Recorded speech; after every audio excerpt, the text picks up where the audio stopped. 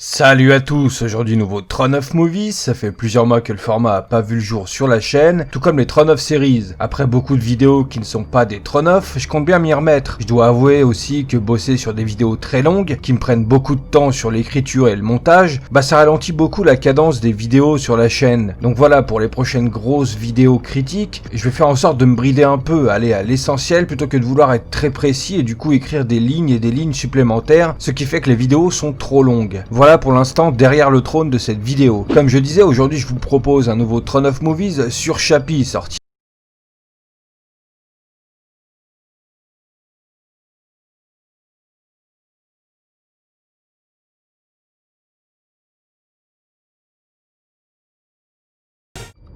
Neil Blomkamp est le réalisateur de Chappie, film qu'il a coécrit avec sa femme Terry Tatchell. Neil est un de mes réalisateurs préférés, du coup comme vous vous en doutez, j'avais très envie d'en parler un jour sur la chaîne. Son premier long métrage District 9 est clairement dans le top 3 de mes films préférés. J'aime également beaucoup Elysium qui avait mis en scène Wagner Moura avant que sa popularité n'explose grâce à son rôle en tant que Pablo Escobar dans la série Netflix Narcos. Chappie d'emprunter un scout grièvement endommagé pour tester cette dernière dessus. Sur son chemin, des criminels le kidnappent et lui ordonnent de reprogrammer le robot pour les aider. Deon intègre donc son intelligence artificielle dans le scout qu'une des criminels nommera Chappie.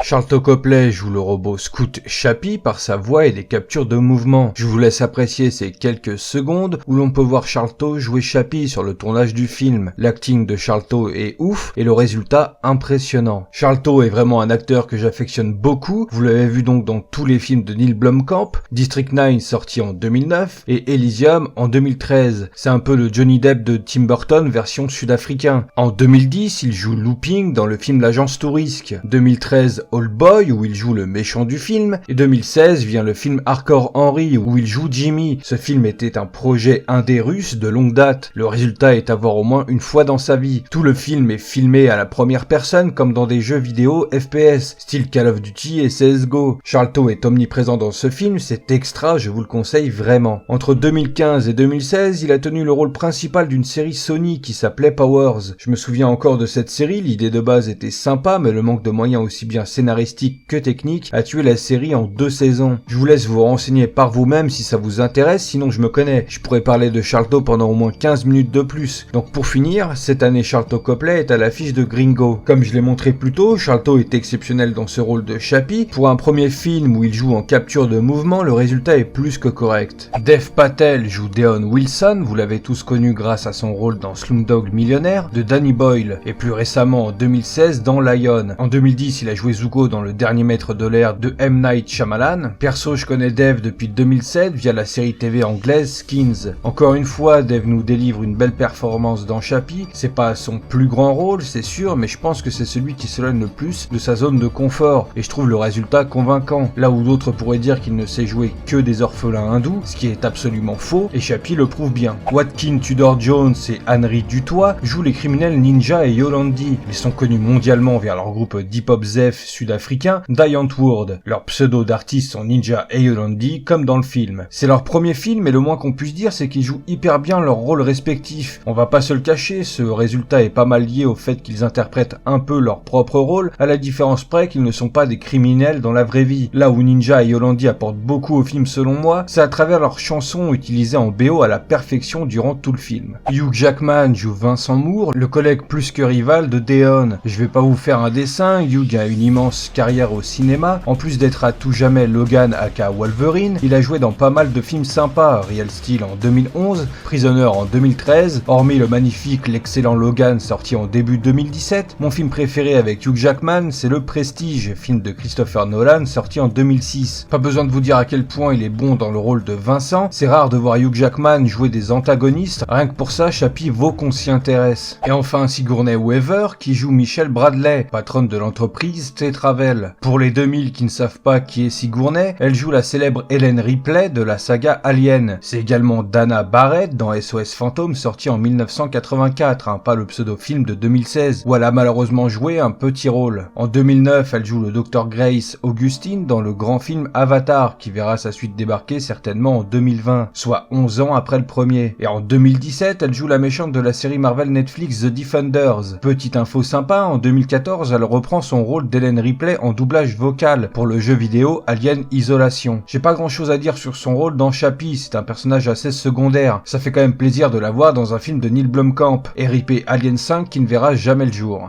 Je me souviens encore du début 2015 où même après avoir vu le trailer de Star Wars Le Réveil de la Force, film pour lequel j'avais encore énormément d'espoir et de confiance à ce moment-là, le film de l'année que j'attendais le plus c'était Chappie. J'osais fait le nouveau film Star Wars pour Chappie. C'est pour vous dire à quel point je suis fan de Neil Blomkamp. Je me souviens être sorti de la salle de cinéma tout content, j'avais vu un excellent film, pas parfait, il a des défauts comme beaucoup d'autres, mais il donne vraiment une approche inédite sur l'intelligence artificielle et une vision par rapport à celle-ci que je trouve ultra réaliste dans le sens où j'étais à fond devant le film, j'y croyais quoi. En France, le film a plutôt bien marché, alors qu'aux États-Unis, on peut dire qu'il a malheureusement bidé. Une preuve de plus qui confirme à quel point le public américain des États-Unis est con et sans goût cinématographique. Pour illustrer ce propos, je citerai Sigourney Weaver qui, lors d'une interview pour Collider, est revenue sur la sortie de Chappie. Je suis stupéfaite quand je lis que Chappie est décevant. Si vous vous attendez à un gros film avec plein d'effets spéciaux au lieu de ce petit film sur un robot dont l'inventeur essaye d'en faire un être plus humain que les humains eux-mêmes, alors vous réalisez que toutes ces critiques qui disaient qu'il n'y a pas d'effets spéciaux, c'est genre non, c'est un film significatif sur un jeune robot qui est attentif et ressent des émotions et qui est bien plus humain. Ils n'ont pas parlé de ces choses-là,